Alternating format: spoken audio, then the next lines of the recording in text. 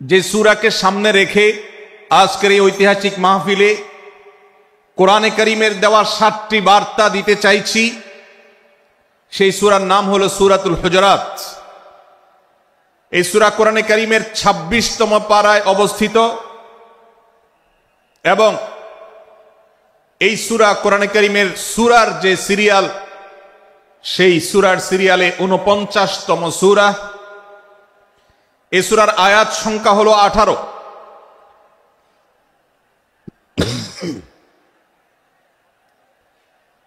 এই সূরার প্রথম থেকে পঞ্চম আয়াত পর্যন্ত প্রথম এই ৫টি আয়াতে আল্লাহ রাব্বুল আলামিন তার প্রিয় নবী মুহাম্মদ মুস্তাফা সাল্লাল্লাহু আলাইহি ওয়াসাল্লাম, সবাই দুরূদ পড়ি, সাল্লাল্লাহু আলাইহি ওয়াসাল্লাম, প্রিয় নবীজির নাম শুনলে দুরূদ পাঠ করতে হয়, তার জন্য দোয়া করতে হয়। কারণ আল্লাহর হাবিব সাল্লাল্লাহু আলাইহি ওয়াসাল্লাম তার সমগ্র জীবনকে যে কষ্টের মধ্যে পার করেছেন, তার সমগ্র জীবনকে উৎসর্গ করেছেন, তা আপনার আমার হেদায়েতের জন্য, গোটা বিশ্ব মানবতার মুক্তির প্রয়োজনে। যিনি তার জীবনকে, যৌবনকে শেষ করে দিয়েছেন, তার সমগ্র জীবনে কখনো ভোগ উপভোগ এটিকে কখনো তিনি প্রশ্রয় দেননি, প্রাধান্য দেননি। দিনাতিপাত করেছেন অত্যন্ত কষ্টের সাথে, শত সহস্র বাধার সম্মুখীন হয়েছেন, শুধুমাত্র কিয়ামত পর্যন্ত আগত সকল মুসলিম নরনারীর কাছে যেন কোরআনের বার্তা পৌঁছে যায়, সবাই যেন হেদায়েত প্রাপ্ত হয়ে যায়, সবাই যেন মুক্তি প্রাপ্ত হয়ে যায়, সবাই যেন জান্নাতি হয়ে যায়, সবাই যেন জাহান্নাম থেকে মুক্তি লাভ করে। এই উদ্দেশ্যে তার সমগ্র জীবনকে তিনি উৎসর্গ করেছেন। আমাদের হেদায়েতের জন্য, আমাদের কল্যাণের পথে আহ্বানের জন্য, আমাদের জান্নাতে নেওয়ার জন্য, যার সমগ্র জীবনে কখনো ভোগ উপভোগকে প্রশ্রয় দেননি, কষ্টে নিপতিত হয়েছেন। তিনি চাইলে মক্কার রাজত্ব করতে পারতেন, তিনি চাইলে মক্কার সবচেয়ে ভোগী মানুষ হতে পারতেন, কিন্তু সেটা না করে তিনি যে ত্যাগের দৃষ্টান্ত স্থাপন করেছেন, প্রিয় নবী মুহাম্মদ সাল্লাল্লাহু আলাইহি সাল্লামের সেই অবদানের স্বীকৃতি স্বরূপ আমরা তার নাম যখনই শুনবো সাল্লাল্লাহু আলাইহি সাল্লাম বলে তার প্রতি আল্লাহর রহমত যেন, অনুগ্রহ যেন নাজিল হয়, সেজন্য দোয়া করব। আল্লাহ তাআলা তার হাবিবকে রহমত এমনিতেই দান করবেন, আপনি আর আমি তার জন্য রহমতের দোয়া করার মধ্য দিয়ে আমরা সৌভাগ্যবান মানুষের কাতারে শামিল হতে পারবো। তো আমি যেটি বলছিলাম, সূরাতুল হুজুরাতের ১ থেকে ৫ নম্বর আয়াত পর্যন্ত এই ৫টি আয়াতে আল্লাহ রাব্বুল আলামিন প্রিয় নবী সাল্লাল্লাহু আলাইহি সাল্লামের সাথে আদব এবং শিষ্টাচারের শিক্ষা দিয়েছেন মানব জাতিকে। এবং আল্লাহ রাব্বুল আলামিন ঈমানদারদেরকে পরম মায়ার সাথে ডেকে, ইয়া আইয়ুহাল্লাযীনা আমানু, হে ঈমানদারগণ, এই ডাকে আল্লাহ তাআলা ডেকে বলেছেন, লা তুকাদ্দিমু বাইনা ইয়াদাইল্লাহি ওয়া রাসূলিহি, তোমরা আল্লাহ এবং তার রাসূলের সামনে আগ বেড়ে কোনো কথা বলবে না, আগ বেড়ে কোনো কাজ করবে না। একজন ঈমানদার, একজন মুসলমান, তার এই শিষ্টাচারের শিক্ষা তার জীবনে ধারণ করতে হবে।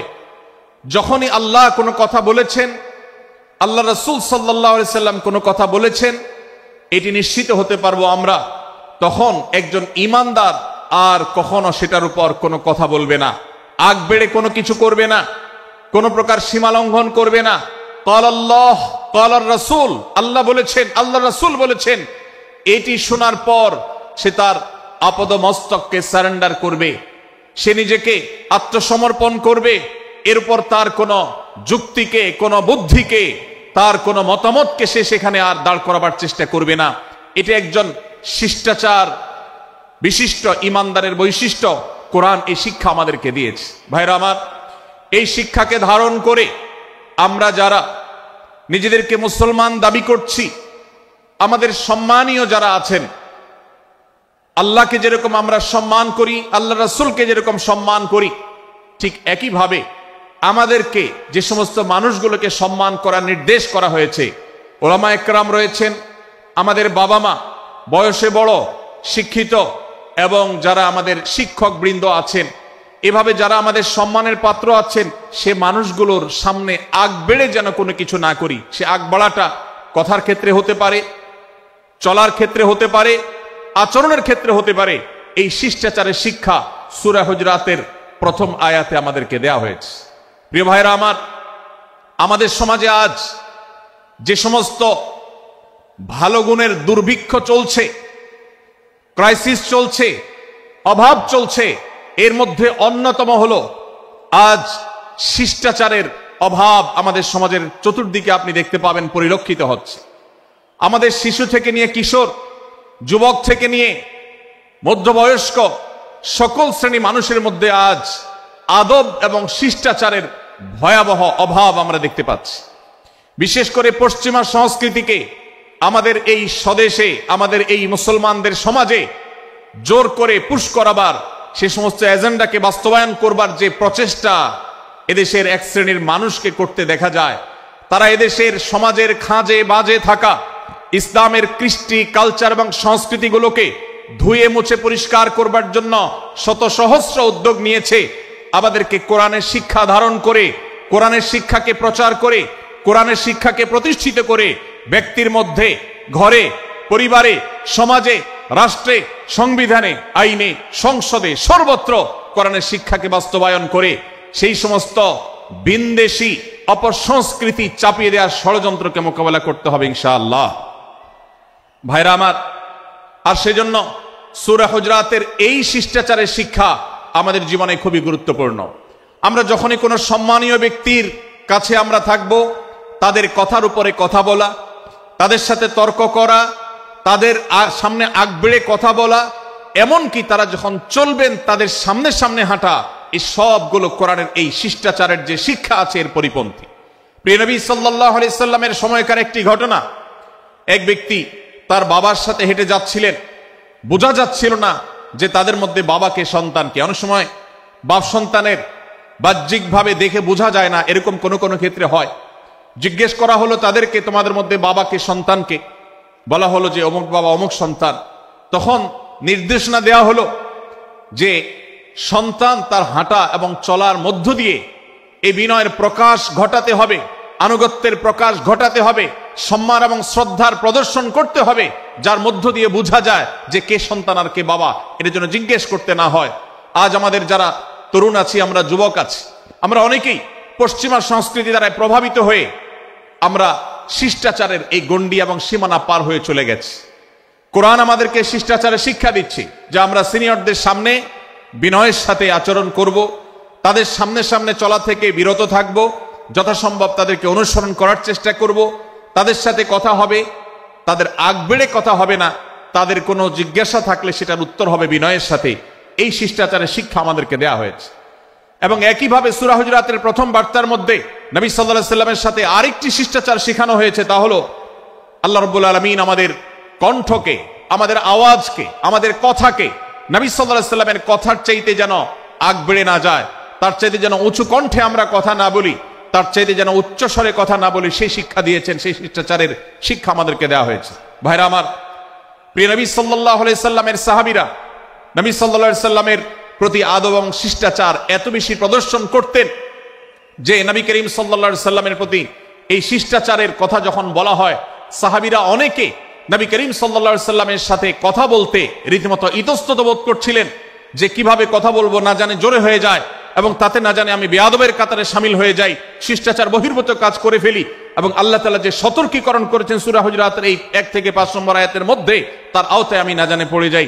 তখন সাহাবায়ে কেরাম বিনয় এবং বিনম্রতা অবলম্বন করেছেন এবং তারা একরকম বিপাকে পড়ে গেছেন। এতটা তারা সভ্য ছিলেন, এতটা তারা নম্র ছিলেন, এতটা তারা বিনম্র আচরণ করতেন নবীজির সাথে। ভাইরা আমার, এই বিষয়টিও আমরা শুধুমাত্র আমাদের প্রিয় নবীজির জন্য নয়, এটি আমাদের মা বাবা, আমাদের সম্মানের পাত্র যারা আছেন, আমাদের বয়সে যারা সিনিয়র আছেন, তাদের সামনে কথা বলার সময় আমরা মেনটেন করে চলবো। অর্থাৎ আমরা উচ্চ কণ্ঠে তাদের সামনে কথা বলবো না। এই মাহফিলে এখনো শত শত হাজারো মানুষ হয়তো এমন আছেন যারা মায়ের সামনে, বাবার সামনে, বড় ভাইয়ের সামনে, শিক্ষকের সামনে, সিনিয়রদের সামনে, মুরব্বীদের সামনে, ওলামাদের সামনে উচ্চ কণ্ঠে কথা বলেন। প্রিয় ভাইরা আমার, আমরা মুসলমানদের সন্তান, আমরা মুহাম্মদ সাল্লাল্লাহু আলাইহি সাল্লামের উম্মত, আমরা আবু বকর, ওমর, ওসমান, আলী রাদিয়াল্লাহু আজমাইনের অনুসারী, আমরা কোরআনের অনুসারী। কোরআনের অনুসারী কখনো বেয়াদব হতে পারে? কোরআনের অনুসারী কখনো বেয়াদব হতে পারে? কোরআন যে শিষ্টাচারের শিক্ষা দিয়েছে, এই শিক্ষা আজ আমাদের মধ্যে ধারণ করতে হবে, আমাদের সন্তানদের শেখাতে হবে, আমাদের ঘরে ঘরে এই শিক্ষা চর্চা করতে হবে, আমাদের সমাজে এটিকে প্রতিষ্ঠিত করতে হবে। পশ্চিমা সংস্কৃতির যে ছোবল, সে ছোবল আমাদের সন্তানদেরকে আজকাল অনেক ক্ষেত্রে বেয়াদবে পরিণত করছে, তাদের অনেক সময় শিষ্টাচার থেকে বের করে দিচ্ছে। তারা কখনো স্বাধীনতার নামে, কখনো মত প্রকাশের নামে, কখনো বিভিন্ন নামে তারা কিন্তু হারিয়ে যাচ্ছে। আজকের এই বাস্তবতাকে উপলব্ধি করে সূরা হুজরাতের 1 থেকে 5 নম্বর আয়াত এর শিক্ষাকে আমাদের মধ্যে ধারণ করতে হবে। আল্লাহ তাআলা আমাদের সবাইকে সেই তৌফিক দান করুন। ভাইরা আমার, সূরা হুজরাতের প্রথম বার্তা প্রিয় নবী সাল্লাল্লাহু আলাইহি সাল্লামের সাথে শিষ্টাচার। আল্লাহ এবং তার রাসূলের সামনে আগ বেড়ে কোনো কথা না বলা, আগ বেড়ে কোনো আচরণ না করা, এটা তার প্রতি শিষ্টাচারের অংশ। এবং আল্লাহ রাসূলের সামনে উচ্চ কণ্ঠে জোরে কথা না বলা, এটাও তার প্রতি শিষ্টাচারের অংশ। আল্লাহ তাআলা আমাদেরকে এই শিষ্টাচার আমাদের জীবনের প্রত্যেকটা পদে পদে ধারণ করার তৌফিক দান করুন, বলুন আমিন। ভাইরা আমার, সূরা হুজরাতের দ্বিতীয় যে শিক্ষা, সেই শিক্ষাটা বর্ণিত হয়েছে এই সূরার 6 থেকে 8 নম্বর আয়াত। 6 থেকে 8 নম্বর এই আয়াতের মধ্যে আল্লাহ রাব্বুল আলামিন আমাদেরকে দ্বিতীয় শিক্ষা দিয়েছেন, ঈমানদার কখনো কোনো কথা বলার আগে সেই কথা সত্য কিনা, বাস্তব কিনা সেটি যাচাই বাছাই না করে বলবে না। ঈমানদার কখনো গুজবে কান দিবে না। ঈমানদার কখনো শোনা কথার উপরে ভিত্তি করে কোনো সিদ্ধান্ত গ্রহণ করবে না। এই শিক্ষাটাও আজকের বাস্তবতার আলোকে আমাদের সমাজের জন্য অত্যন্ত গুরুত্বপূর্ণ এবং প্রয়োজনীয়। প্রিয় ভাইরা আমার, আমাদের চতুর্পাশে যদি আমরা তাকাই, আমরা দেখতে পাবো ফেসবুকে আজকাল কোনো তথ্য উপাত্ত পেলে সেটার পরখ করা ছাড়া, যাচাই বাছাই করা ছাড়া, সত্য অসত্য নিরূপণ করা ছাড়া আমরা অনেকে সেটার প্রচার প্রচারণায় নেমে যাই। আমরা অনেকে সেটার শেয়ার দেওয়া শুরু করে দেই। আমরা অনেকে এটার উপর ভিত্তি করে অনেককে নিন্দা মন্দ করা শুরু করে দেই। এমনকি আজ আমরা যেই জায়গায় দাঁড়িয়ে আছি, বাংলাদেশের যে সামাজিক বাস্তবতা, সেই বাস্তবতার আলোকে বলা যায় অনেক সময় অনেক ব্যক্তিকে সমাজে মিডিয়ার মাধ্যমে নানাভাবে হয়রানি করে তাকে খারাপ মানুষ হিসাবে, কালপ্রিট হিসাবে দেখানো হয়, অথচ তার দোষ, যে সমস্ত দোষের কথা তাকে বলা হয়, যে সমস্ত দোষে তাকে দোষী বানানো হয়, সে সমস্ত দোষ থেকে তিনি শত সহস্র গুণ পবিত্র এবং পরিচ্ছন্ন। ভাইরা আমার, আজকের এই বাস্তবতায় আমাদেরকে বিশেষ করে লক্ষ্য রাখতে হবে যে আমরা যেই কোনো মূল্যে, যেই কোনো ভাবে যেন কোনো প্রকার গুজবে কান না দেই, আমরা যেন গুজব থেকে বেঁচে থাকি। আল্লাহ তাআলা আমাদেরকে তৌফিক দান করুন। ভাই, এদিকে অনেক বেশি বাঁশির আওয়াজ শোনা যাচ্ছে। স্বেচ্ছাসেবকরা বাঁশির আওয়াজ দেওয়া ছাড়া আপনারা ভলান্টিয়ারি করুন। এত বেশি বাঁশির আওয়াজ আসছে যে কথা বলা কঠিন হয়ে যাচ্ছে। অনুগ্রহ করে বাঁশির আওয়াজ কম করে আপনারা ভলান্টিয়ারি করুন। এখনো অনেক বাঁশির আওয়াজ শোনা যাচ্ছে, বাঁশির আওয়াজগুলো বন্ধ করুন। মাশাআল্লাহ, এখন বন্ধ হয়েছে। আমরা মেহেরবানি করে বাম পাশের থেকে কিছুটা আওয়াজ পাচ্ছি, একটু নীরব নিস্তব্ধ হওয়ার জন্য অনুরোধ করছি। একটু নীরব নিস্তব্ধ না হলে কথা বলা যাবে না। অনুগ্রহ করে আমরা একটু সহযোগিতা করি এবং সবাই নীরব থাকি। ভলান্টিয়াররা অপ্রয়োজনে বাঁশির আওয়াজ দিবেন না, অপ্রয়োজনে বাঁশির আওয়াজ দিবেন না। আমাদের দেশে শব্দ দূষণ, শব্দ সন্ত্রাস, এটা এদেশের কমন কালচার হয়ে গেছে।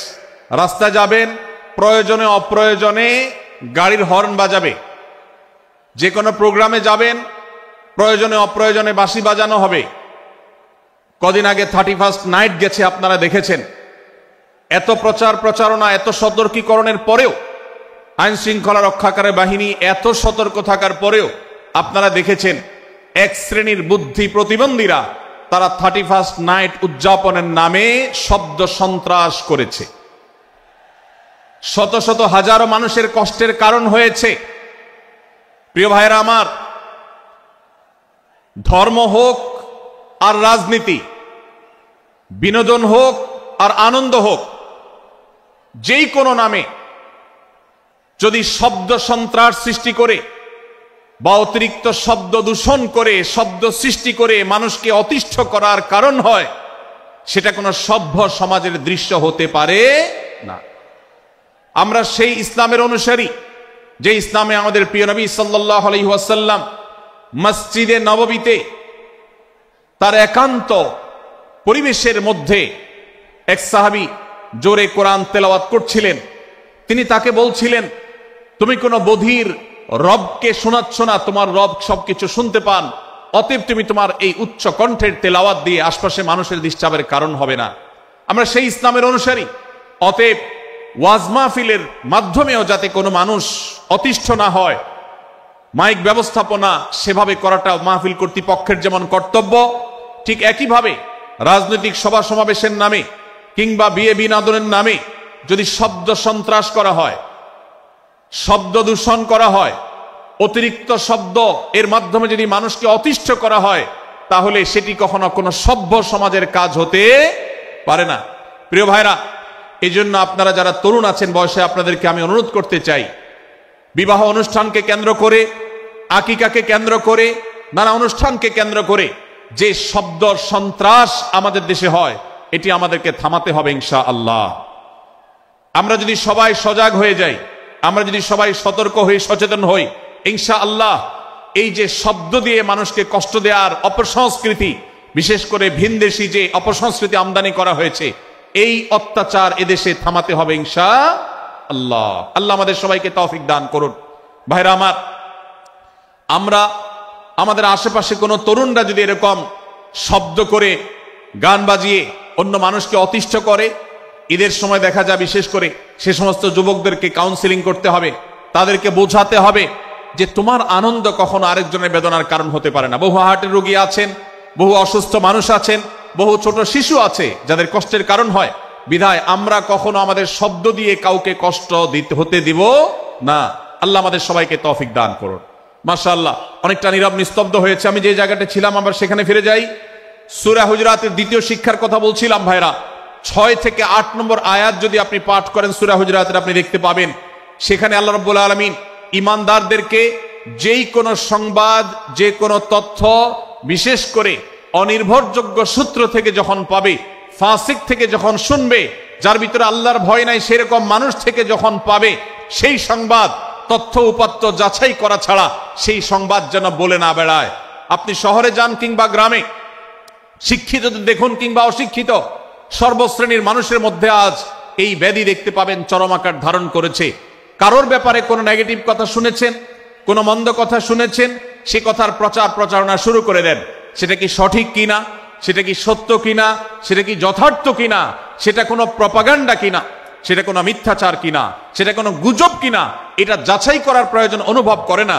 অথচ আমরা সেই মুহাম্মদ সাল্লাল্লাহু আলাইহি সাল্লামের উম্মত, যে মুহাম্মদ সাল্লাল্লাহু আলাইহি সাল্লাম আমাদেরকে সতর্ক করেছেন, কাফা বিল মারই কাযিবান আন ইউহাদ্দিসা বিকুল্লি মা সামিআ, কোন ব্যক্তি যা শুনে সেটাই যদি বলে বেড়ায়, তথ্য উপাত্ত যাচাই না করে, সেটাকে ভালো করে যাচাই বাছাই না করে, সেটাকে অনুসন্ধান না করে, সত্য সত্য নিরূপণ করবার চেষ্টা না করে, তাহলে সে মিথ্যাবাদী হওয়ার জন্য যথেষ্ট। এজন্য আজকের এই মাহফিল থেকে আমরা অঙ্গীকার করে যাব, আজকের এই মাহফিল থেকে আমরা নিয়ত করে যাব, এই মজলিসে বসে এই মুহূর্তে নিজে নিজে সংকল্প করব, আমার জীবনে সোশ্যাল মিডিয়া কিংবা ফেসবুকে, ইউটিউবে অথবা অফলাইনে আমার বাস্তব জীবনে আমি কখনো কোনো মানুষ সম্পর্কে যে কোনো তথ্য উপাত্ত পেয়ে ভুল কোনো ধারণা, মন্দ কোনো ধারণা কারো প্রতি পোষণ করব না। কোনো তথ্য উপাত্ত যদি পাই, কোনো সংবাদ যদি পাই অনির্ভরযোগ্য সূত্রে, তাহলে সেক্ষেত্রে সেটা যাচাই বাছাই করা ছাড়া আমি সেটাকে বিশ্বাস করতে যাব না। এটাই হলো আমাদের ঈমানের দাবি। ভাইরা আমার, একজন ঈমানদার এতটা সরল হবে না যে যা শুনবে সে সেটাকে বিশ্বাস করে বসবে। একজন ঈমানদার এতটা বাস্তবতা থেকে দূরে থাকবে না যে তিনি তার পাওয়া কোনো সংবাদকে অনুসন্ধান করবে না। আল্লাহ তাআলা আমাদের সবাইকে সূরা হুজুরাতের এই দ্বিতীয় শিক্ষাটাকে আমাদের জীবনে ভালো করে ধারণ করার তৌফিক দান করুন। আল্লাহ বলেছেন, ইয়া আইয়ুহাল্লাযীনা আমানু, হে ঈমানদারেরা, ইন জাআকুম ফাসিকুম বিনাবাইন ফাতাবায়ানু, তোমাদের কাছে কোনো ফাসিক, যার মধ্যে আল্লাহর ভয় নেই, এরকম কোন মানুষ যদি কোন সংবাদ উপস্থাপন করে, এমনকি গণমাধ্যমেও যদি কোনো সংবাদ প্রচারিত হয়, সংবাদদাতার মধ্যে যদি আল্লাহর ভয় না থাকে, সে যদি টাকার বিনিময়ে কারোর চরিত্র হনন করতে পারে, সে যদি অ্যাডভার্টাইজ পেয়ে কোন কোম্পানির হয়ে দালালি করতে গিয়ে অন্য কারোর বিরুদ্ধে কোনো মিথ্যাচার করে, সে যদি বিদেশিদের এজেন্ডা বাস্তবায়ন করতে গিয়ে আলেম সমাজের চরিত্রকে কলঙ্কিত করে, কোন ভালো মানুষকে দোষী হিসাবে সাব্যস্ত করে, তো আল্লাহ তাআলা আমাদেরকে সতর্ক করেছেন, ফাতাবাইয়ানু, সেই সংবাদ সত্য কিনা আমাদেরকে যাচাই করতে হবে। আন তুসিবু কওমান বিজাহালাহ ফাতুসবিহু আলা মা ফাআলতুম নাদিমিন। যদি আমরা যাচাই বাছাই না করে যা শুনি সেটাকে বিশ্বাস করতে থাকি, তাহলে আমরা এক সময় লজ্জিত হতে হবে, অনুতপ্ত হতে হবে আমাদের এই ভুল অবস্থানের কারণে। এজন্য ভাইরা, আজকের এই মাহফিল থেকে আমরা প্রতিশ্রুতি নিজের সঙ্গে নিজে দিয়ে যাব যে আমরা কখনো কোনো তথ্য উপাত্ত পেলে, কোনো সংবাদ পেলে, সেটাকে বিশেষ করে কারোর চরিত্র সম্পর্কিত যদি হয়, কারোর সম্পর্কে নেগেটিভ যদি হয়, তাহলে সেটাকে বিশ্বাস করবার আগে ভালো করে অনুসন্ধান করব। যতক্ষণ আমি নিশ্চিত না হব ততক্ষণ পর্যন্ত সেটার প্রচার করব না। আল্লাহ তাআলা আমাদের সবাইকে কোরআনের এই শিক্ষাটাও আমাদের জীবনে ধারণ করবার তৌফিক দান করুন। ভাইরা আমার, তৃতীয় যে শিক্ষা সূরা হুজুরাতের, সেটি হলো আল্লাহ রাব্বুল আলামিন সূরা হুজুরাতের 9 এবং 10 নম্বর আয়াতে ঈমানদারদের মধ্যে যদি কখনো মতভিন্নতা, মতপার্থক্য, যে এটা যদি মারামারিতে পরিণত হয়, ঈমানদারদের মধ্যে যদি কখনো দুই পক্ষ গন্ডগোল এবং ফাসাদের মধ্যে লিপ্ত হয়ে যাওয়ার মতো দৃশ্যের অবতারণা হয়, তাহলে আমরা যেন আমাদের মুসলমান ভাইদের ঘর পোড়ার মধ্যে আলু পোড়া দিতে না যাই। আমরা যেন আমাদের মুসলমান ভাইদের মধ্যকার বিভেদকে আরো বৃদ্ধি করতে সহায়তা না করি। আমরা যেন মীমাংসার পথ অবলম্বন করি। আমরা যেন তাদের মধ্যকার সম্পর্কের যে অবনতি হয়েছে সেটাকে দূর করবার চেষ্টা করি। আল্লাহ রাব্বুল আলামিন এই নির্দেশ দিতে গিয়ে বলেছেন, ওয়া ইন তাইফাতানি মিনাল মুমিনিনা কাতাতালু, যদি ঈমানদারদের দুটি দল, দুটি গ্রুপ নিজেদের মধ্যে মারামারিতে লিপ্ত হয়ে যায়, ফাসলিহু বাইনাহুমা, তাহলে তোমরা সেই বিবাদমান দুটি দলকে মীমাংসা করবার চেষ্টা করবে। আজ আমাদের মধ্যে এরকম বহু বিষয়কে কেন্দ্র করে মুসলমানদের মধ্যে অনেক সময় মুখোমুখি অবস্থান আমরা দেখতে পাই, যা দুর্ভাগ্যজনক, যা হওয়ার কথা ছিল না। এমনকি জাগতিক বিষয়ে যেমন হয়, ধর্মের নামে, ইসলামের নামে আজ আমরা হাজার হাজার টুকরা হয়েছি। আজ গোটা বিশ্বে আমাদের মুসলমানদের যে অবস্থান দুর্বল হয়েছে, এর অন্যতম প্রধান কারণ হলো আমাদের অনৈক্য।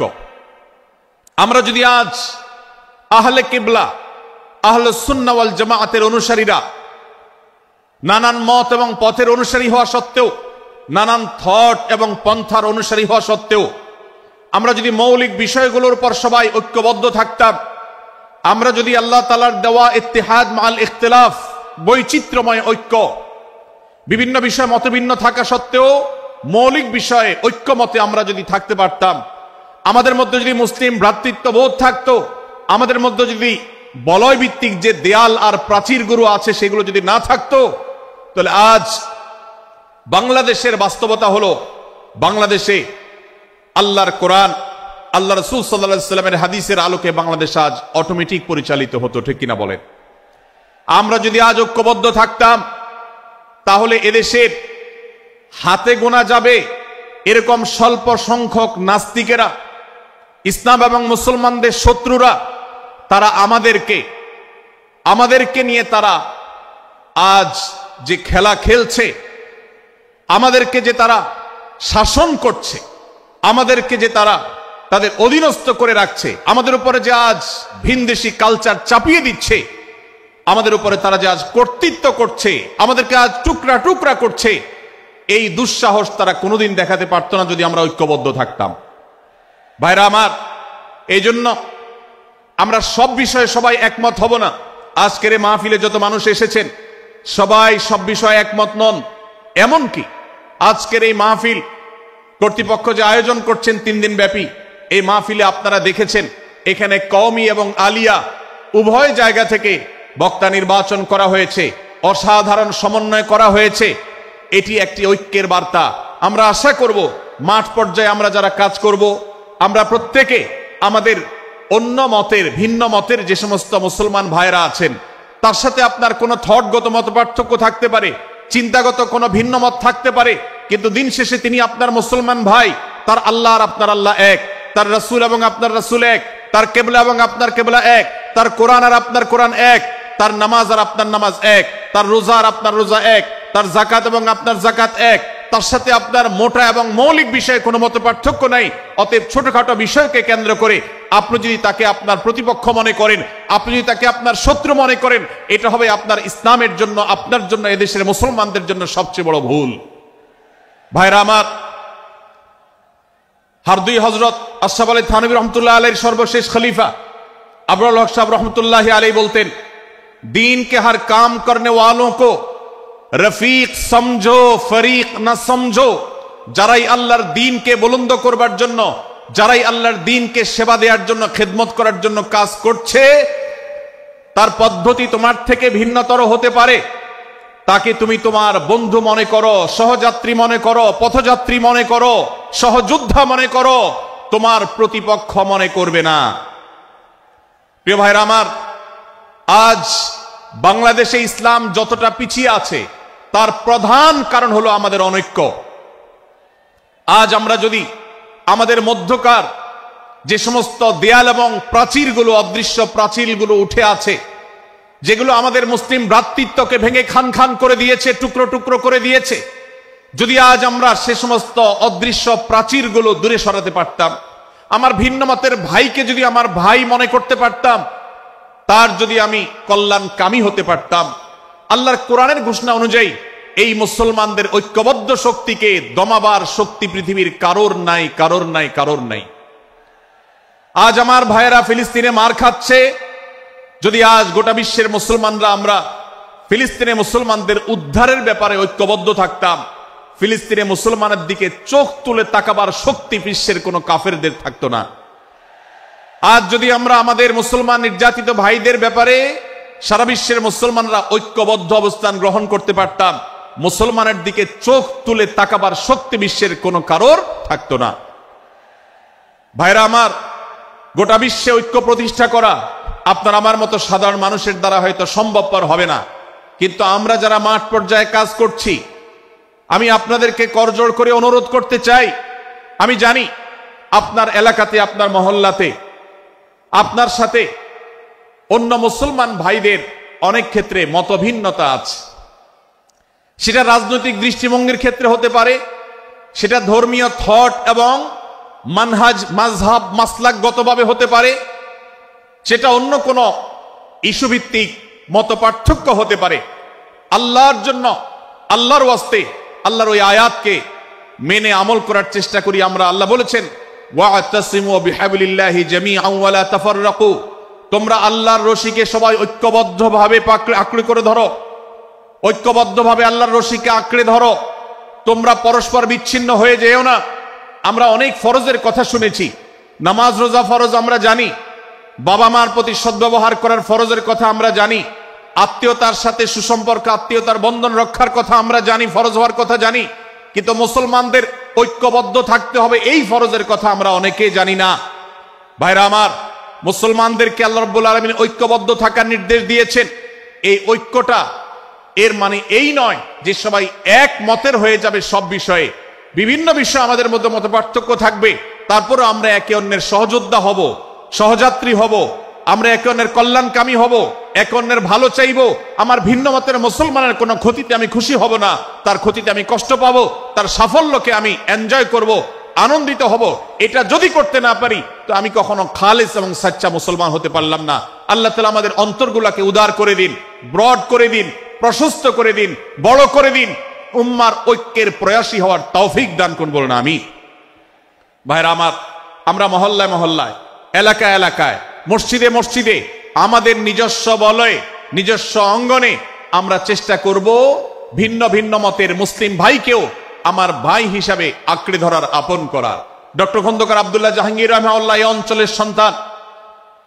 তিনি বলতেন, বেদাতে লিপ্ত কোন মুসলমান, তার ব্যাপারেও আমি মনে করি আমার ভাই ভুলের মধ্যে আছেন, তার ব্যাপারে আমার মায়া মমতা কাজ করে, আমি তার কল্যাণকামী, তাকে আমার ভাই মনে করি। ঠিক একইভাবে আমার কোন মুসলমান ভাইয়ের সাথে যদি আমার ভিন্ন মতের কারণে আমার মনে হয় যে তিনি ভুল পথে আছেন, তারপর তাকে আমি শত্রু ভাববো না, তার অকল্যাণ আমি চাইবো না, আজ বাংলাদেশের বাস্তবতা যদি আমরা তাকাই দেখতে পারবো ইসলাম এবং মুসলমানদের যত শত্রু আছে আমরা দেখেছি গত কয়েক যুগ ধরে তাদের নিজেদের মধ্যে হাজারো বিভক্তি হাজারো মতপার্থক্য থাকা সত্ত্বেও মুসলমানদের শত্রুতা করার ব্যাপারে তারা সবাই ঐক্যবদ্ধ।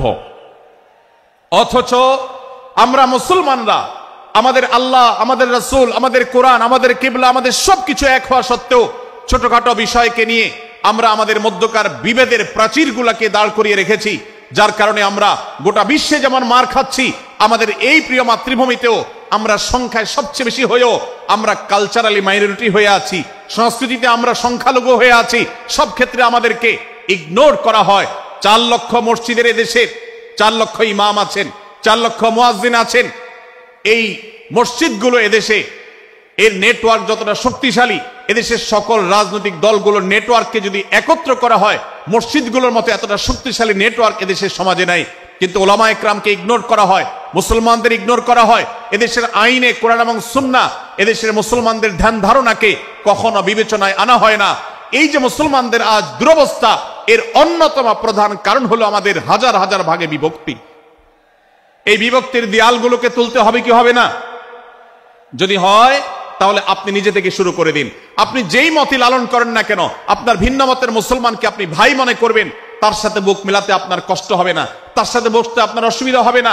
ভিন্ন মতের আলেম এক মতের আলেম আরেক মতের আলেমের সাথে বসতে অসুবিধা হবে না, এক মতের অনুসারী আরেক মতের অনুসারীকে ভাই বলতে অসুবিধা হবে না। আমরা সোশ্যাল মিডিয়াতে নিজেদের মধ্যে কামড়াকামড়ি করব না, নিজেদের মধ্যে আমরা ঝগড়া বিবাদ করব না। এবং যদি কেউ বিবাদে লিপ্ত হয় সূরা হুজরাতের 9 এবং 10 নম্বর আয়াতের শিক্ষা বলছে মুসলমানদের মধ্যে দুটি দল যদি মারামারিতে লিপ্ত হয় তুমি সেখানে গিয়ে খোঁচাখুচি করে মারামারি বানানোর তো প্রশ্নই ওঠে না, বরং আল্লাহ বলছেন যে ফাসলিহু বাইনাহুমা, তাদের উভয়ের মধ্যে মীমাংসা করবার জন্য তুমি উদ্যোক্তা হও, তুমি উদ্যোগী হও। ভাইরা আমার, আমরা অনেকেই হয়তো জেনে থাকবো মিথ্যা এটা আল্লাহর জমিনের সবচেয়ে বড় জঘন্য অপরাধগুলোর মধ্যে থেকে একটি। একজন মুসলমান কোন অবস্থাতে মিথ্যা বলতে পারে না, কিন্তু কোন মুসলমান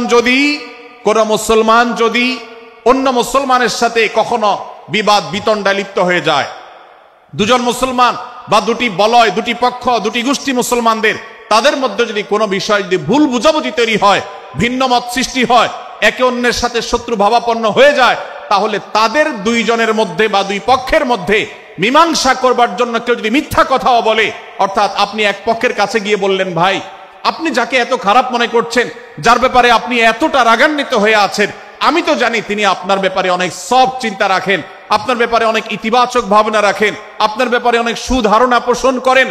আপনি যদি একজন মুসলমানের কাছে গিয়ে এক পক্ষের কাছে গিয়ে যদি এই কথাটা বলেন, বাস্তবে তিনি যদি এটা নাও বলেন, তারপরেও আপনি যদি এই মিথ্যা কথা বলেন, এই মিথ্যা এটা শুধু জায়েজ নয়, বরং এই মিথ্যাটা এর মাধ্যমে আপনি যে তাদের পরস্পরের সম্পর্ককে ভালো করার চেষ্টা করেছেন, এর মাধ্যমে আপনি আল্লাহর কাছে নেকি এবং সওয়াব পাবেন ইনশাআল্লাহ। ভাইরা আমার, তাহলে দুজন মুসলমান, দুটি পক্ষ, দুটি দল, দুটি বলয়, দুটি গোষ্ঠী যদি কখনো ভিন্ন মত তাদের মধ্যে তৈরি হয়, সেটা যদি মারামারিতে গিয়ে পৌঁছায়, সেটা যদি বিবাদ বিতণ্ডা পর্যন্ত গিয়ে পৌঁছায়, আমাদের কাজ হবে মধ্যে থেকে সেটাকে মীমাংসার মাধ্যমে দূরত্বকে কমানোর। আমরা কখনো দূরত্ব বাড়াবো না, পারলে দূরত্ব কমাবো। ডক্টর খন্দকার আব্দুল্লাহ জাহাঙ্গীর রহমতুল্লাহ একটা কথা বলতেন, মুসলমানদের বাড়িতে যে আগুন লেগেছে, বিভেদের আগুন, মতবিরোধের আগুন, মতপার্থক্য, এটা মতবিরোধে যে পৌঁছে গেছে, এ আগুন তিনি বলতেন আমি নিভাবার মতো শক্তি আমার নাই, এত পাওয়ার নাই যে বহুদা বিভক্ত মুসলমানদেরকে আমি ঐক্যবদ্ধ করে ফেলবো, এত শক্তি আমার হাতে নেই।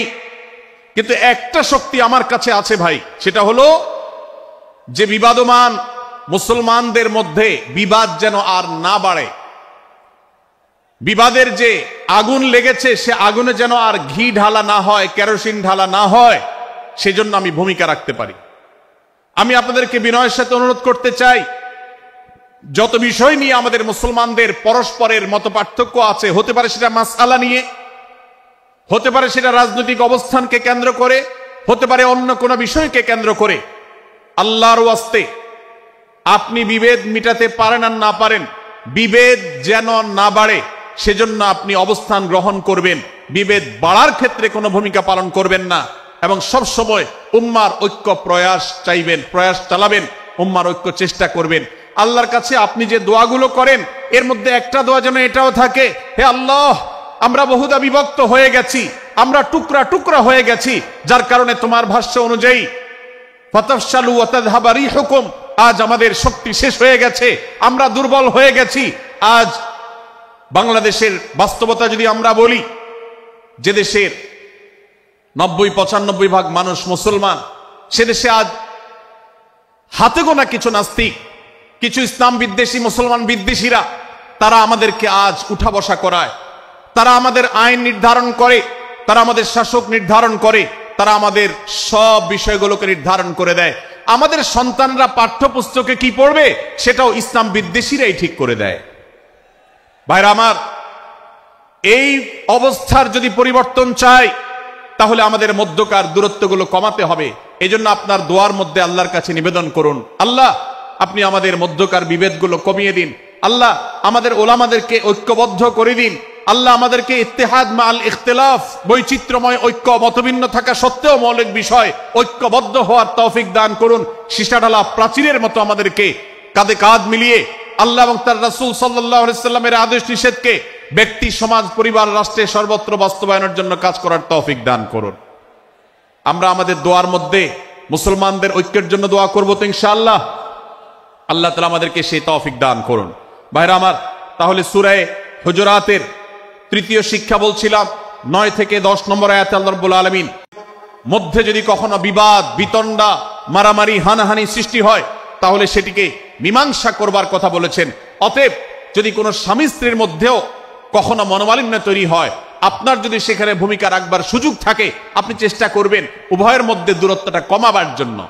আমরা অনেকে আজকাল নামাজ কালাম পড়ি, রোজা রাখি, দাড়ি রাখি, অনেক ভালো ভালো কথা বলি, অথচ দুজনের মধ্যে গন্ডগোল লাগলে আমরা সেখানে এক পক্ষ হয়ে আরেক পক্ষকে আমরা খেপিয়ে তুলি। পারলে অনেকে চগলখড়ি করেন, প্রত্যেক পক্ষের কাছে গিয়ে অপর পক্ষের ব্যাপারে মিথ্যা কথা বলে তাদের মধ্যে ভেজালকে আরো বাড়িয়ে দেন। এই জন্য নবী সাল্লাল্লাহু আলাইহি সাল্লামের ঐতিহাসিক হাদিস রয়েছে, লা ইয়াদখুলুল জান্নাতা নাম্মাম, যে ব্যক্তি চগলখড়ি করে, দুজনের মধ্যকার গন্ডগোল ফাসাদ বৃদ্ধিতে যে ব্যক্তি ভূমিকা রাখে, ভেজাল লাগায়, এই চগলখোর কখনো জান্নাতে যাবে না। আমাদের অনেকেরই এই দুঃস্বভাব আছে, এই খারাপ চরিত্র আছে।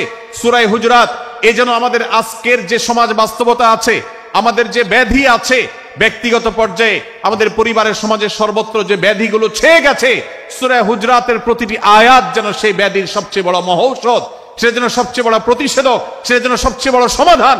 এই জন্য আমি বলেছি শুরুতে, আমার যদি আল্লাহ শক্তি সামর্থ্য দিতেন, প্রত্যেক মুসলমানের হাতে পায়ে ধরে সূরা হুজুরাতের 18টি আয়াত, প্রত্যেকটি আয়াত আমি আমার মুসলমান ভাইদেরকে বলতাম, বারবার পড়ুন, বারবার পাঠ করুন, বোঝার চেষ্টা করুন, জীবনকে পরিবর্তন করুন।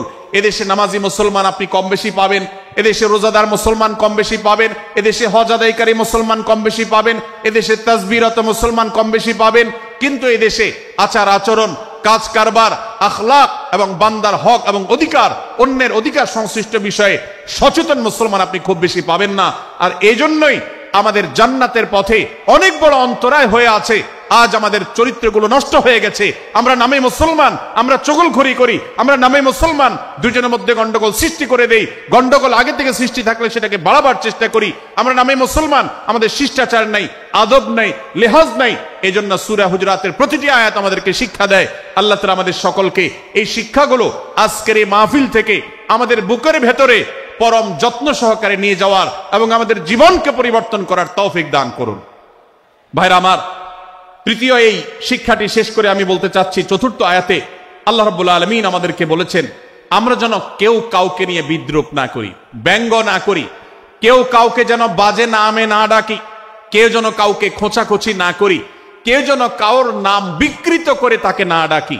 ভাইরা আমার, এই আয়াতটি আমি শুরুতে তেলাওয়াত করেছি। আল্লাহ বলেছেন, ইয়া আইয়ুহাল্লাযীনা আমানু লা ইয়াসখার কওমুম মিন কওমিন আসা আন ইয়াকুনু খায়রাম মিনহুম। হে ঈমানদারেরা, হে মুসলমানেরা, তোমাদের কেউ যেন অন্য কারোর নাম ধরে অন্য কাউকে ব্যঙ্গ, বিদ্রূপ, ঠাট্টা না করে। আমরা একে অন্যকে নিয়ে ঠাট্টা করি কি করি না? বিদ্রূপ করার রোগ আমাদের মধ্যে আছে না নাই? ভাইরা আমার, জাগতিক বিষয় তো আছেই, এমনকি দুর্ভাগ্যজনক বাস্তবতা হলো ধর্মের নামে, ইসলামের নামে একদল মুসলমান অপর দল মুসলমানকে নিয়ে হাসি, ব্যঙ্গ, বিদ্রুপ, রাসাহাসি এবং নাম বিকৃত করা এবং খোঁচাখুচি করা, এই কাজগুলো আমাদের মধ্যে আছে না নাই? আমরা যারা ইসলামের খেদমত মনে করে আমার ভিন্ন মতের ভিন্ন দলের মুসলমানকে খোঁচাখুচি করি, আমরা যারা আল্লাহর খেদমত মনে করে, ইসলামের সেবা মনে করে, দাওয়াতের কাজ মনে করে, ইসলাম প্রচার মনে করে ভিন্ন মতের অন্য দলের মুসলমানকে নিয়ে ব্যঙ্গ, বিদ্রুপ আর হাসাহাসি করি, তাদেরকে সোশ্যাল মিডিয়াতে, অনলাইনে, অফলাইনে তুচ্ছ-তাচ্ছিল্য করি, আল্লাহর শপথ করে বলছি এটা ইসলামের সেবা নয়, এটা হলো প্রবৃত্তির পূজা, এটা হলো আপনার নফসের পূজা, এটা হলো আপনার প্রবৃত্তির গোলামি করা, এটা আল্লাহর গোলামি নয়, এটা ইসলামের খেদমত নয়, এটা ইসলামের 12টা বাজানো। ভাইরা আমার, কোন অবস্থাতে একজন মুসলমান অন্য মুসলমানকে নিয়ে ব্যঙ্গ বিদ্রুপ করতে পারে না। আমার মুসলমান ভাই যদি কোনো ভুল কথা বলে, ভুল কাজ করে, আমি যথাযথ নিয়মে তাকে সংশোধনের চেষ্টা করব, সমালোচনা করার দরকার হলে সেটাও করব, কিন্তু হাসাহাসি নয়, বিদ্রুপ নয়, ব্যঙ্গ করা নয়। আজ আমাদের তরুণদের মধ্যে এটা একটা আর্টে পরিণত হয়েছে। আপনারা রোস্টিং ভিডিওর কথা কম বেশি সবাই জেনে থাকবেন। রোস্টিং ভিডিওর কথা আপনারা জানেন কি জানেন না? ভাইরা আমার, রোস্টিং ভিডিও নামটা দেখেন, অর্থাৎ কাউকে রোস্ট করা। আমরা মুরগি রোস্ট করার কথা জানি, এখন মানুষ রোস্ট করার সিস্টেম শুরু হয়েছে। একজন মানুষের কোনো ভুল কিছু পেয়েছেন, অবশ্যই আপনি সমালোচনা করবেন। আপনি একজন মুসলমান হিসেবে জানতে হবে কারোর ভুলের সমালোচনার মূলনীতি আছে। মূলনীতি আছে না নেই?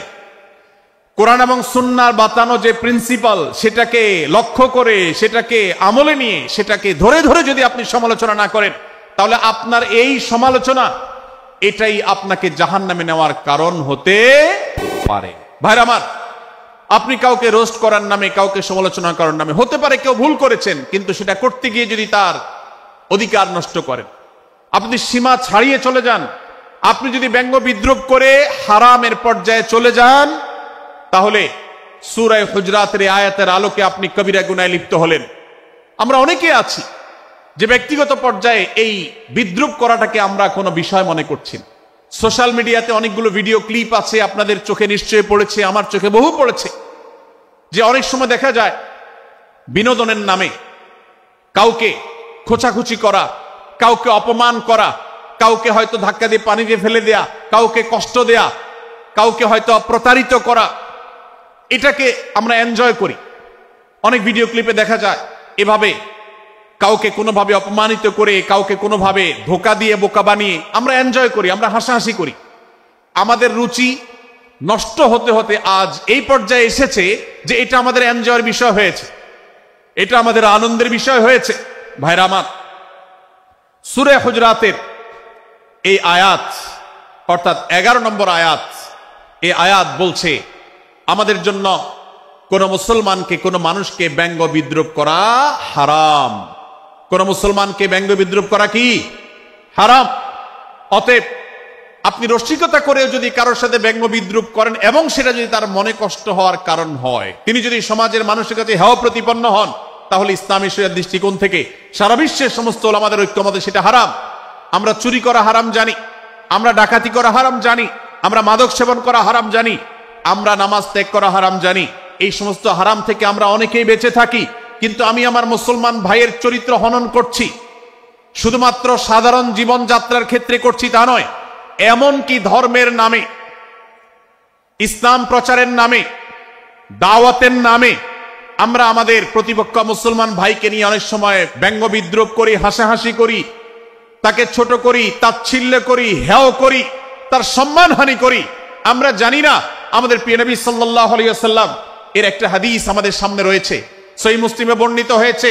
নবী করিম সাল্লাল্লাহু আলাইহি ওয়াসাল্লামের এই হাদিস আজ সবচাইতে অসহায় হাদিস। অসহায় হাদিস এই জন্য বললাম যে আজকের এই হাদিসের উপরে কেউ আমল করে না, এই হাদিসটাকে কেউ পাত্তা দেয় না, এই হাদিসকে কেউ গুরুত্ব দেয় না, অথচ এই হাদিস প্রত্যেক মুসলমানের বুকে বুকে ঝুলিয়ে রাখা দরকার। এই হাদিস আমাদের ঘরে ঘরে ঝুলানো দরকার, এই হাদিস আমাদের অফিসগুলোতে শোভা পাওয়া দরকার, এই হাদিস আমাদের জীবনে বাস্তবায়ন হওয়া দরকার। নবী করিম সাল্লাল্লাহু আলাইহি ওয়াসাল্লাম সেই হাদিস বর্ণনা করেছেন।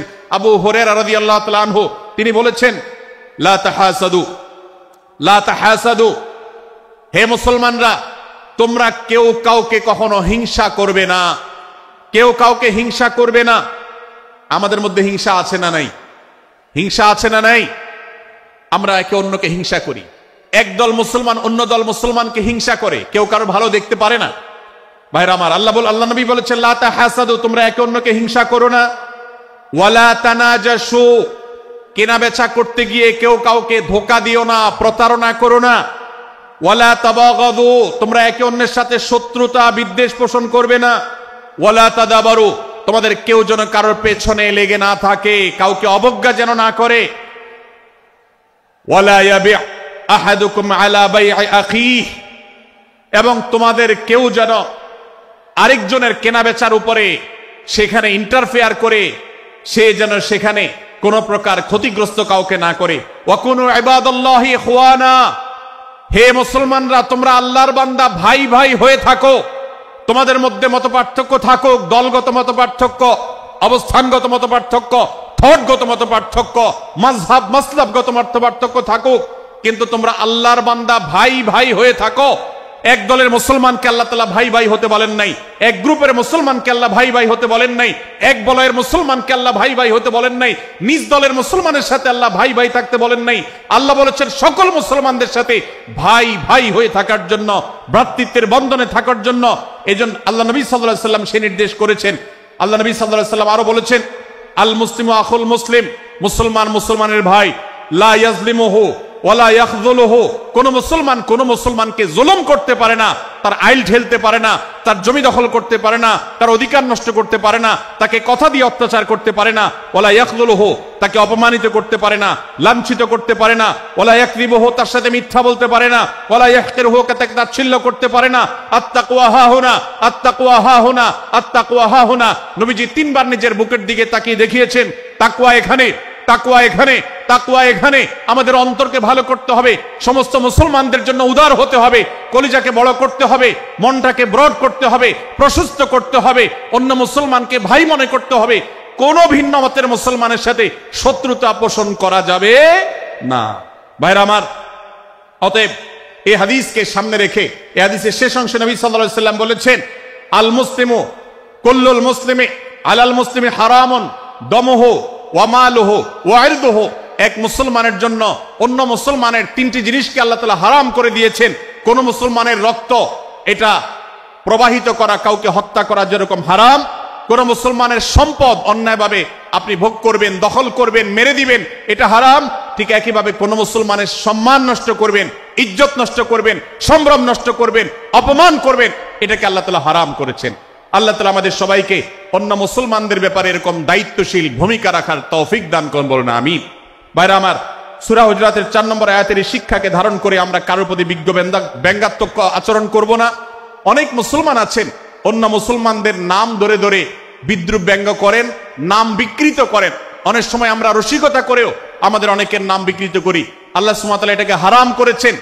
এমনকি নবী সাল্লাল্লাহু আলাইহি ওয়াসাল্লাম বলেছেন লা তাকুল লিকাসিরিন ইয়া কাসিরু, কোন খাটো বা বেটে মানুষকে হে বেটে, হে খাটো এরকম বলে ডেকো না। নবী সাল্লাল্লাহু আলাইহি ওয়াসাল্লাম বলেছেন এভাবে ডাকলে তিনি অপমানিত হন। আল্লাহ তাকে এভাবে সৃষ্টি করেছেন। আমরা অনেক সময় দেখা যায় একে অন্যকে খোঁচা মারতে গিয়ে তার গায়ের রং কালো হলে, তিনি দেখতে আকারে ছোট হলে তাকে আমরা ব্যঙ্গ করি, বিদ্রুপ করি, তাকে আমরা তাচ্ছিল্য করি, তাকে আমরা অপমান করি, তাকে আমরা অপদস্থ করি। ভাইরা আমার, এটা আমাদের জন্য হারাম। আমি আবারও বলছি, চুরি হারাম আমরা জানি, ডাকাতি হারাম আমরা জানি, আমরা অন্যান্য হারামের কথা জানি, কিন্তু এই যে এক মুসলমান অন্য মুসলমানের অধিকার নষ্ট করা হারাম, এটা আমরা জানি না। এক মুসলমান অন্য মুসলমানের নাম বিকৃত করা হারাম, এটা আমরা জানি না। এই ব্যাপারেও আমরা দেখেছি যে আমরা যারা ইসলামের দাওয়াতের কথা বলি, কোরআন হাদিসের কথা বলি, তারাও দেখা যায় সোশ্যাল মিডিয়াতে, ফেসবুকে একদল মুসলমান অন্য দলে মুসলমানদেরকে নানা বাজে উক্তি দিয়ে ডাকাডাকি করে, বিকৃত নামে ডাকে, বিকৃত উপাধি দেয়, খারাপ কথা বলে, অমুকের দালাল তমুকের দালাল ইত্যাদি ধারণা করে কথা বলে। এই কাজগুলো হারাম, এগুলো আমরা কখনো করব না। 5 নম্বর যে শিক্ষা আছে সূরা হুজুরাতে, সেটা হলো 12 নম্বর আয়াতে আল্লাহ রাব্বুল আলামিন এখানে কুধারণা করাকে হারাম করেছেন, মন্দ ধারণা করতে আল্লাহ তাআলা নিষেধ করেছেন, এবং গীবত করতে, পেছনে লাগতে নিষেধ করেছেন। ভাইরা আমার, এই একটি আয়াত অর্থাৎ সূরা হুজুরাতের 12 নম্বর আয়াত, এই আয়াতটির শিক্ষা ধারণ করে যদি আমরা আমাদেরকে শুধরাতে পারি, সংশোধন করতে পারি, তাহলে ইসলামের মেইন যে কাজগুলো আছে, ঈমানকে বিশুদ্ধ করা এবং শিরক মুক্ত ঈমান আনা, 5 ওয়াক্ত নামাজ পড়ার পর, বান্দার হক আদায়ের পর, এই আয়াতটির পর আমল করলে আপনার জান্নাতে যাওয়ার সবচেয়ে বড় বাধা দূর হয়ে যাবে ইনশাআল্লাহ। ভাইরা আমার, যে আয়াতে আল্লাহ তাআলা আমাদেরকে কারো প্রতি মন্দ ধারণা করতে নিষেধ করেছেন, গীবত করতে নিষেধ করেছেন, কারো পেছনে লাগালাই করতে নিষেধ করেছেন, সেই আয়াতে আল্লাহ রাব্বুল আলামিন বলেছেন, ইয়া আইয়ুহাল্লাযীনা আমানু ইজতানিবু কাসীরাম মিনায-যন্ন, হে ঈমানদারেরা, হে মুসলমানরা, তোমরা কারোর প্রতি ধারণা, মন্দ ধারণা তোমরা করো না, এটা থেকে বিরত থাকো। অনেক ধারণা অর্থাৎ মন্দ ধারণা, এটা গুনাহ, এটা থেকে বিরত থাকো।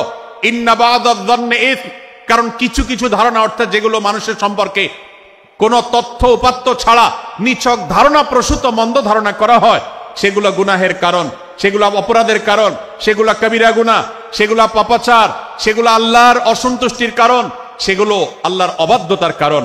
এজন্য ভাই, কারোর প্রতি মন্দ ধারণা করা যাবে না। এক্ষেত্রে আমি জানি আমাদের ব্যক্তিগত পর্যায়ে কারোর ব্যাপারে কোনো কিছু কথা উঠেছে অথবা সামান্য একটু সন্দেহ তৈরি হয়েছে, আমরা তার চরিত্র নিয়ে টানাটানি করি। আমরা জানি না একজন মুসলমানের চরিত্রের মূল্য কত বড়। আমার কাছে সুস্পষ্ট প্রমাণ আসার আগ পর্যন্ত কোন মুসলমানের চরিত্র নিয়ে আমার ব্লেম করবার কোনো অধিকার আমার নাই। এই জন্য একজন মুসলমান কখনো কারো প্রতি কুধারণা করবে না, মন্দ ধারণা পোষণ করবে না, খারাপ ধারণা পোষণ করবে না। আল্লাহ তাআলা আমাদেরকে এমন মুসলমানের সম্পর্কে খারাপ ধারণা করা থেকে বেঁচে থাকার তৌফিক দান করুন। ভাইরা আমার, কিছুটা বিশৃঙ্খলা দেখা যাচ্ছে। আমরা আপনাদেরকে বিনীতভাবে অনুরোধ করতে চাই, অনুগ্রহ করে সবাই বসে পড়ুন। যারা দাঁড়িয়ে আছেন তারা একটু বসে পড়ুন, সবাই যার যার দায়িত্বে বসে যান। আপনি আরেকজনের চিন্তা না করে আপনি একটু বসে যান। ভলান্টিয়ার ভাইরা, প্যান্ডেলের ভেতরে পেছনে কি হচ্ছে আপনারা একটু দেখুন। ডান পাশে যে সমস্ত ভাইরা আছেন, ভাইরা আপনারা আমার কথা শুনুন। ডান পাশে, আমার প্যান্ডেলের ডান পাশে যারা আছেন, আপনাদেরকে আমরা অনুরোধ করছি, ওয়াজ মাহফিলের মঞ্চে, তাফসীর কোরআন মাহফিলের প্যান্ডেলে এসে আমরা যদি বিবাদ বিতণ্ডায় লিপ্ত হই, আমরা সে বিষয়ে আলোচনা করছি, আল্লাহর ওয়াস্তে আমরা বিবাদ বিতণ্ডা বন্ধ করি। আপনারা একটু শান্ত হন, আল্লাহর জন্য একটু সবর করেন। ভাইরা আমার, এদিকে যে কিছুটা বিশৃঙ্খলা দেখা যাচ্ছে, আপনাদেরকে আমরা অনুরোধ করছি আপনারা একটু বিশৃঙ্খলা বন্ধ করুন। ভাইরা, এখানে যারা দাঁড়িয়ে আছেন সবাই বসে যান, সবাই বসে যান, সবাই বসে যান। যশোরের মানুষের দুর্নাম হোক, আপনারা কি চান? আপনারা কি চান যশোরের মানুষের দুর্নাম হোক? তাহলে আশপাশে ভাইরা ওনাদেরকে সবাইকে বসায় দেন, বসায় দেন, কাউকে দাঁড়ায় থাকতে দিবেন না। ভাই সবাই বসেন, সবাই বসে যান। এখানে যারা দাঁড়িয়ে আছেন সবাই বসেন, অনুগ্রহ করে সবাই ধৈর্য ধারণ করেন এবং বসেন। আজকের মাহফিল সুন্দরভাবে শেষ হোক। আপনারা কি চান কি চান না? ভাই আপনারা কি চান কি চান না? যদি আপনারা চান, অনুগ্রহ করে আমার ডান পাশে যারা বিশৃঙ্খলা করছেন তারা বসে যান। আপনাদেরকে আমরা অনুরোধ করছি এখান থেকে বসে যান। আপনারা কি ডক্টর মিজানুর রহমান আজহারী সাহেবের আলোচনা শুনতে চান কি চান না? যদি চান তাহলে মেহেরবানি করে আওয়াজ বন্ধ করে পরিবেশ শান্ত করে। এখানে অল্প কিছু মানুষের মধ্যে বিশৃঙ্খলা দেখা যাচ্ছে। কোনো কারণে এত বড় মাহফিল, এত মানুষের, লাখো লাখো মানুষের সমাগম, এখানে কোনো কারণে ঝামেলা হতেই পারে, কিন্তু আমরা অনুগ্রহ করে ধৈর্য ধারণ করি। ধৈর্য কোথায়? সবাই বসে যাই, সবাই বসে যান, আওয়াজ বন্ধ করে। ভলান্টিয়ার ভাইরা এদিকে বিনয়ের সাথে মানুষদেরকে বসানোর জন্য চেষ্টা করেন। আশেপাশের যারা আছেন বসে, তারা দাঁড়ানো ভাইদেরকে হাতে পায়ে ধরে বসান, সবাই সবাইকে টান দিয়ে বসান। ভাই এ পাশে যারা বিশৃঙ্খলা আচরণ করছেন তারা আপনারা একটু বসেন। আপনারা যদি বিশৃঙ্খলা আচরণ না থামান তাহলে সেক্ষেত্রে মাহফিল সুন্দরভাবে শেষ করা যাবে না। আমার আলোচনার শেষের দিকে আমরা আলোচনা শেষ করে এশার নামাজ পড়ব, তারপরে আমাদের শেষ অধিবেশন হবে ইনশাআল্লাহ। তারপরে এশার শেষে নামাজ। ওকে, আপনার মাঝে আপনার শেষের পরে ওই যে মামা 15 মিনিট ওনার ব্যাপারে ধারণা দিন অথবা আমার ব্যাপারে। তারপরে ভাই মেহেরবানি করে আপনারা শান্ত হন। আমাদের আলোচনার পর আজকের আমাদের প্রধান আকর্ষণ এবং প্রধান বক্তা ডক্টর মিজানুর রহমান আজহারী হাফিজাহুল্লাহ, তিনি আসবেন, তিনি আলোচনা করবেন। তারপরে আমরা মাঠে ইনশাআল্লাহ সবাই জামাতের সাথে এশার সালাত আদায় করব। আমি কয়েক মিনিটের মধ্যে আলোচনা শেষ করব, আপনারা মেহেরবানি করে শান্ত হন। জাযাকুমুল্লাহ খাইর। ভাইরা আমার, আমি যে জায়গাটা ছিলাম, সূরা হুজরাতের 12 নম্বর আয়াতে আল্লাহ রাব্বুল আলামিন আমাদেরকে সূরা হুজরাতের 5ম শিক্ষা দিয়েছেন। মুসলমানদের জন্য যা গুরুত্বপূর্ণ তা হলো আমরা কারোর প্রতি মন্দ ধারণা করব না। এক্ষেত্রে ডক্টর আব্দুল্লাহ জাহাঙ্গীর রহমাহুল্লাহর একটা উক্তি আমার মনে পড়ে। তিনি বলেছেন যে আজ আমাদের যারা ধর্ম চর্চা করি, আমরা যারা নিজেদেরকে প্র্যাকটিসিং মুসলমান মনে করি, আমাদের সবচেয়ে হুজুরদের সবচেয়ে পছন্দের গুনাহ হলো মন্দ ধারণা করা, অন্যের ব্যাপারে খারাপ ধারণা করা। অমুক অমুকের দালাল, তমুক তমুকের দালাল, কোন তথ্য উপাত্ত ভিত্তি প্রমাণ ছাড়া নিছক ধারণার উপর ভিত্তি করে অন্য মুসলমান ভাইকে আমি এরকম নানা তকমা দিয়ে আমরা কবিরা গুনাহে লিপ্ত হচ্ছি। আমরা এই বদ ধারণা করা, মন্দ ধারণা করা যে কবিরা গুনাহ অনেকে জানি না। অনেকে অনেকের পেছনে লাগছি, অনেকে অনেকের ওয়াজ শুনছি দোষ বাইর করার জন্য, স্ট্যাটাস পড়ছি ভুল বাইর করার জন্য। এই যে মানুষের পেছনে লাগা, এটা আল্লাহ তাআলা নিষেধ করেছেন, ওয়ালা তাজাসসু, তোমরা কেউ কারোর ছিদ্র অন্বেষণ করার, দোষ আবিষ্কার করার চেষ্টা করবে না। এবং ওয়ালা ইয়াগতাব বা'দুকুম বা'দা, কেউ কারোর গীবত শিকায়াত করবে না। এই আয়াতে আমাদেরকে কেউ কারোর পেছনে পরনিন্দা করতে নিষেধ করেছেন। ইসলাম বলে আমরা মানুষের সামনে মানুষের ভুলের কথাগুলো বলবো বিনয়ের সাথে, যাতে তিনি সংশোধিত হন, আর তার পেছনে প্রশংসা করব। আমরা করি উল্টা, আমরা মানুষের সামনে এসে মানুষের প্রশংসা করি আর তার পেছনে গিয়ে তার দুর্নাম করি। ইসলামকে যদি আমরা মানতাম, সমাজটা সুন্দর হয়ে যেত। আমরা যদি সামনে কারোর দোষ বলতাম তাহলে তিনি সংশোধিত হতেন, আর পেছনে যদি গুণ বলতাম তাহলে তিনি ভালো সেখান থেকে শিক্ষা গ্রহণ করতেন। সূরা হুজরাতের 6 নম্বর শিক্ষা 13 নম্বর আয়াতে আল্লাহ তাআলা বলেছেন যে আমাদের সবার গোড়া কোত্থেকে এসেছে, আমাদের গর্বের কোনো বাহ্যিক কারণ নাই তাকওয়া ছাড়া। আল্লাহ বলেছেন, ইয়া আইয়ুহান নাস ইন্না খালাকনাকুম মিন যাকারিন ওয়া উনসা, হে মানুষ সকল, তোমাদেরকে আমি মানুষ, নারী এবং পুরুষ, আদম এবং হাওয়া থেকে সৃষ্টি করেছি। ওয়াজআলনাকুম শুউবান ওয়া ক্বাবাইলা লিতাআরাফু, বিভিন্ন গোত্রে তোমাদেরকে আমি বিভক্ত করেছি পরিচয়ের জানার জন্য, শুধুমাত্র। আর আল্লাহ বলেছেন শেষে, ইন্নাল্লাহা আলিমুন খাবীর, তোমরা কি করো আল্লাহ জানে। অতএব আমাদের কারোর উপর কারো কোনো শ্রেষ্ঠত্ব নেই তাকওয়া ছাড়া। আল্লাহ বলেছেন, ইন্না আকরামাকুম ইনদাল্লাহি আতকাকুম, আমাদের মধ্যে সবচেয়ে মর্যাদাবান হবে তিনি যার মধ্যে তাকওয়া সবচেয়ে বেশি হবে। আমাদের কোনো বংশগত গৌরব, কোন অঞ্চলগত গৌরব, অন্য কোনো গৌরব আমাদের থাকবে না, শুধু তাকওয়ার গৌরব আমাদের থাকতে পারে। সেটাও গর্ব, নিষিদ্ধ গর্ব বা অহংকারের মতো নয়, বরং সেটা আমাদের বিনয়ের জায়গা। সর্বশেষ 7 নম্বর যে শিক্ষা সূরা হুজরাতের রয়েছে, সেটা 14 এবং 14 থেকে 18 নম্বর আয়াতে আল্লাহ তাআলা ঈমান এবং ইসলামের চিহ্ন উল্লেখ করেছেন। যে 6টা শিক্ষা উল্লেখ করা হয়েছে, এর আলোকে মুসলমানকে, মুনাফিককে সেটা নিরূপণ হবে। এজন্য আল্লাহ তাআলা শেষে এটি উল্লেখ করেছেন।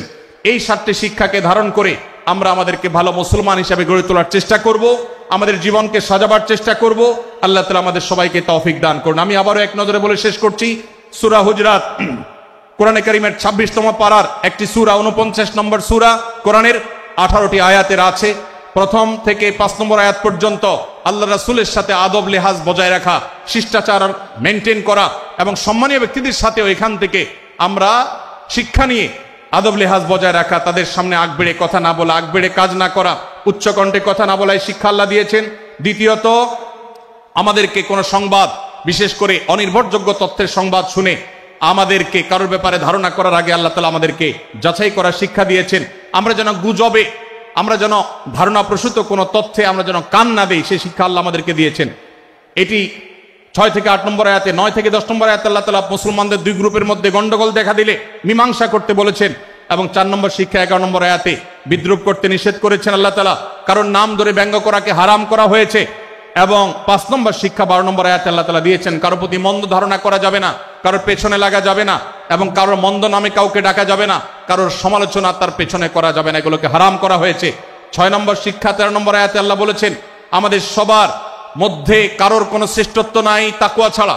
যার তাকওয়া যত বেশি, আল্লাহ ভীতি যত বেশি, তিনি আল্লাহর কাছে তত শ্রেষ্ঠ এবং সেরা। 7 নম্বর সর্বশেষ শিক্ষা হলো 14 থেকে 18 নম্বর আয়াতে আল্লাহ রাব্বুল আলামিন ঈমানদারদের আলামত, মুনাফিকদের আলামত উল্লেখ করেছেন। সেখান থেকে শিক্ষা নিয়ে আমরা আমাদের ঈমানকে পরখ করার চেষ্টা করব, আমাদের আমলকে পরখ করার চেষ্টা করব। আল্লাহ তাআলা আমাদেরকে সূরা হুজরাতের আলোকে আমাদের জীবনকে গঠন করার তৌফিক দান করুন, বলুন আমিন। আল্লাহ তাআলা আমাদের সবাইকে আজকের এই তাফসীর কোরআন মাহফিল থেকে সূরা হুজরাতের এই 7টি শিক্ষাকে ধারণ করে ভালো মুসলমান, যে মুসলমান সম্পর্কে নবীজি বলেছেন আল মুসলিম আখুল মুসলিম, মুসলমান মুসলমানের ভাই। যে হাদিসে নবীজি বলেছেন যে আল মুসলিমু মান সালিম আল মুসলিমুনা মিন লিসানি ওয়া ইয়াদি, মুসলমান সে যার হাত আর মুখ দ্বারা অন্য কোন মুসলমান কষ্ট পায় না, নিরাপদে থাকে। আমরা আমাদের সমাজকে শান্তিপূর্ণ, সুশৃঙ্খল রাখতে হলে আমাদেরকে মুসলমান হতে হবে, ভালো মানুষ হতে হবে। আমাদের হাত মুখ দ্বারা কেউ কষ্ট পাবে না, কারোর হক নষ্ট করব না, কারোর অধিকার নষ্ট করব না, কারোর কষ্টের কারণ হবে না, কাউকে আঘাত করব না, কাউকে গালি দিব না, কারোর কোনো প্রকার অধিকার খর্ব করব না, জুলুম করব না।